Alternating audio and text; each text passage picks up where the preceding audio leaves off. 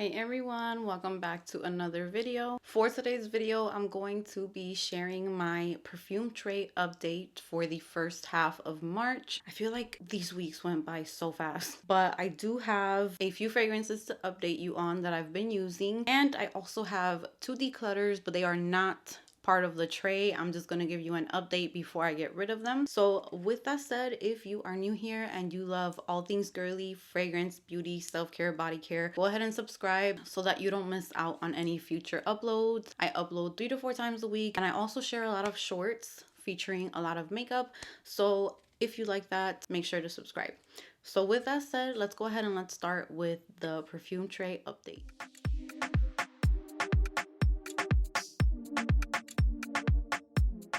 Guys, so we're going to start off with two declutters. They are travel sizes, but I know that these are two fragrances that I'm just not going to be reaching for. I just wanted to give you updates because when I talked about them in my haul, a few of you guys told me that you wanted updates on them. So the first one is the Viktor and Rolf Flower Bomb Tiger Lily. This fragrance I'm definitely not a fan of. I just don't even feel like I want to try it out anymore. I'm gonna go ahead and give it a spray today, one last spray before I decide to get rid of it, because this fragrance, I definitely pick up more of the florals in here. I cannot sit here and tell you that I know what Tiger Lily smells like because I don't, but I feel like this is more about the florals. So if Tiger Lily smells that way, then they definitely did a great job because there is a floral coming through for me. I'm just not picking up mango. I'm not picking up coconut. I'm not picking up bergamot, which was the notes that I was the most excited about with this fragrance. When I got Ruby Orchid from Viktor and Rolf, I fell in love with the sweetness from the peach that was in there. It was like this very juicy, sweet, ripe peach. I thought that Tiger Lily was going to be kind of like that same thing, but a tropical creamy version. So I was imagining like this very sweet mango, like a juicy mango that's ripe. And when a mango is ripe, it is so sweet. I love mangoes. And coconut, I was thinking it was going to give it like a creaminess. And yeah, there could have been some florals in there, but it would have made it like a sexy, tropical, creamy coconut. Just vacation in a bottle. That's what I was expecting. I'm definitely getting more of like this almost green floral now that it's been sitting for a little bit. It's not a bad scent. I just don't enjoy it. Like, it's not one that I would be like, ooh, I want to reach for that fragrance. It doesn't really stand out to me. It smells a lot like the Viktor and Rolf DNA that's in a lot of their fragrances. And I feel like to this day, my favorite one is Ruby Orchid. So this one's going to be leaving my collection. And then we also have the Valentino Donna Born in Roma Green Stravaganza. So this one, I feel like the travel is so cute. I like the green color of it. It's super duper nice. And this one, I love the opening of it, and I love the dry down of it. But that mid lasts a good while, and that is where it loses me because the mid is very jasmine heavy. The opening is so good. That tea note is just really, really nice. It's like relaxing, fresh. It feels very natural. I just feel like the jasmine in here gets a little indolic. It's just very strong, and it's one that I can't get into either. Like, I'm not really jumping for joy with this. I really love the opening of it. There's something about this one that I like, and then there's something about it that I don't like, and it's that jasmine. I have never been a fan of jasmine, and if they would have maybe used a different floral, this would have been a hit for me. It just is like unbearable to me, and it does not smell sexy or feminine to me. It's just a scent that really just gives me a headache. It's just always in your face, just not a pleasant note. And I do have other fragrances with jasmine, but they just don't do that. And I know that there's also different types of jasmines used in fragrances, and it is a little bit better now. I will say that it's been sitting for a little bit. I don't get that separation of notes as much as in the beginning, where it was clearly to me like the tea, the jasmine, and then the dry down. And now they're kind of meshing a little bit nicer together. It's just not one that I would say I need a full size in my collection. So those are the two that are not going to be in my collection anymore. They're not really full sizes anyway. But out of the tray, I have no declutters, and oh wait, actually I might have one, but I'm not 100% sure yet. This one, I really love the opening of it, but then once I'm wearing it, I feel like it's kind of generic to me. It's like an easy reach. There's nothing wrong with it. I just don't feel like I need it in my collection. I got this one when it was released. This is from Britney Spears, and this is Jungle Fantasy. So I love the bottle of it. I love everything, like the look of it. It opens up so nice, but I feel like I have something that reminds me of this one, and I love the one that it reminds me of a million times more, which is also here on my tray, and that is Toca Julieta. I'm not saying they're dupes to each other, but they're very, if you like this, you would like this. I absolutely love this one. So we're gonna get into this one in a bit. Jungle Fantasy has watermelon, which I don't pick up that much watermelon. I definitely pick up way more of the violet leaf. I pick up the gardenia in here, the water lily. It's more like a fresh, aquatic, floral type of scent. There is cupcake in the dry down and tonka, which I don't really pick that up. This kind of stays more like a shampoo-y, clean, refreshing type of fragrance. I just feel like I have my clean scents that I really love. And this one, it's very sweet. It's almost like candy sweet along with like a shampoo clean scent. I'm not completely sure if I'm going to get rid of this one, but I just don't feel like it's a complete love or like I'm obsessed with it. It's a nice fragrance. I would say this is definitely for those of you who love that shampoo-y type of vibe, clean, fresh, sparkling, aquatic florals. It is a really nice one, but it just doesn't stand out to me for me to want to keep it in my collection. So yeah, I think this one might be leaving my collection. These that I'm going to talk about are some of them old time loves that I've been wearing for many years, and there is one that I gave a second chance to and I'm actually enjoying it better now. So let's start off with ones that I've talked about recently that I don't want to go into too much detail because I have talked about these a lot in recent videos. The first one being Chloe EDP. I have talked about this a lot recently. This used to be a signature scent for me a few years ago. This is literally, to me, the girl next door. Classy, but still has like a youthful side to her. It's very pink, it's very girly, and the rose in here, powdery yet somehow aquatic and fresh pink rose. Really beautiful. If you love a classy, and by classy, it's not boring at all, it's beautiful, really pretty and beautiful type of scent, but it does have like a classiness to it, like a polished look. Like I used to wear this to work a lot, and everyone used to compliment me at work with this fragrance. And one that I really love, but I did use it a lot, so I don't reach for it all the time, but whenever I do wear it, I love it. The performance is great, it lasts all day on me. I don't do a lot of sprays with this one because it can get a little intense if you spray a lot, but it's just really nice. And I've also been wearing Glossier You a lot. I'm trying to finish up this bottle, so that's why I put it on the tray again. We are pretty much halfway, and this one, without a doubt, whenever I put this on, I get a compliment from my husband every single time. The only reason I'm not super crazy about this fragrance is just because the pink pepper comes off a little bit strong on me, so I am wearing this one so that I can finish the bottle, so that I can purchase the Seven Virtues Amber Vanilla, which to me is very similar to Glossier You, but with that pink pepper, not as strong, and just a little bit more musky, second skin vanilla type of smell. So I really enjoy that one better. So yeah, this one I talk about a lot because I have been putting it a lot on my trays. I'm trying to use this one up, but this is nice for everyday wear when you're just wearing like a t-shirt and some jeans and you're casual, you're going to run errands, pick up the kids from school, do anything like that. You can throw this on, you're gonna smell really good, and it's also really nice for bedtime. So that is Glossier You. Now let's move on to my absolute favorites for the past 2 weeks. I did not shut up about this fragrance last year, I think it was. I had a lot of you guys that purchased it because I recommended it so much,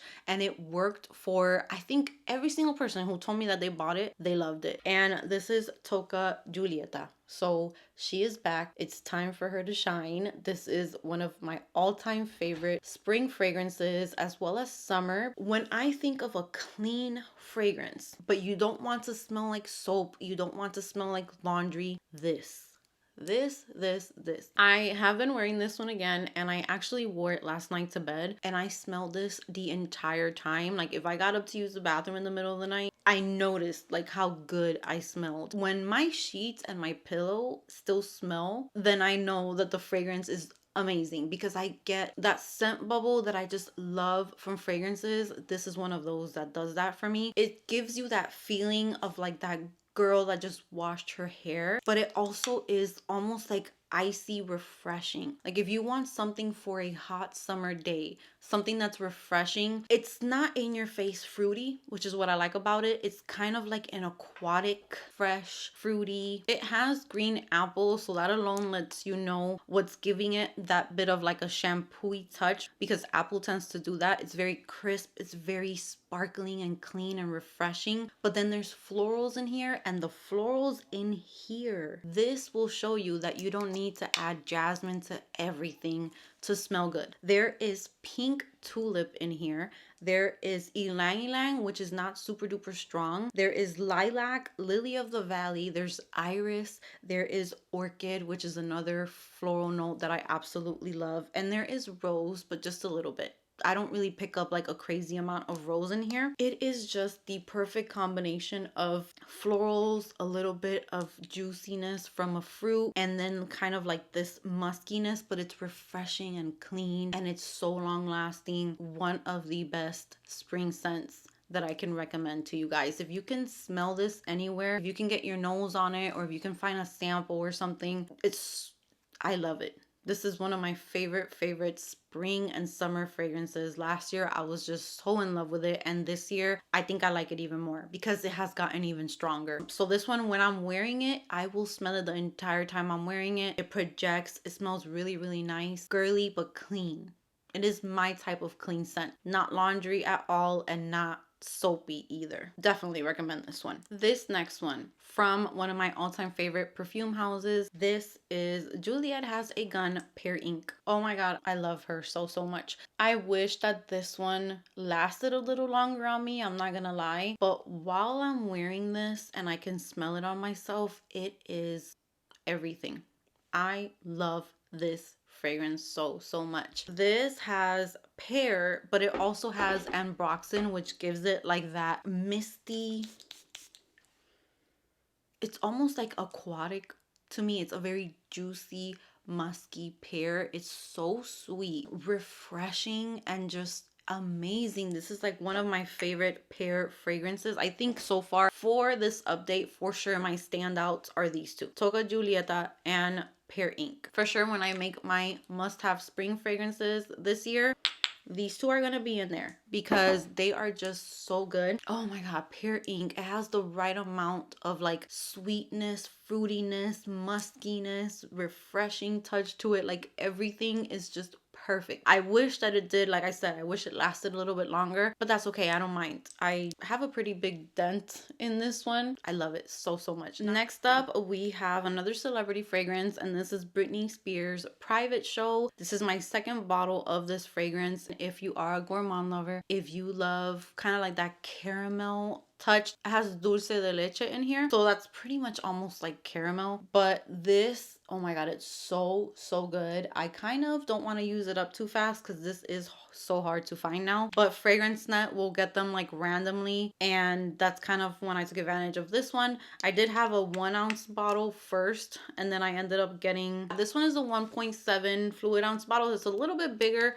I wish I could have got like a 3 ounce bottle, but this is so good.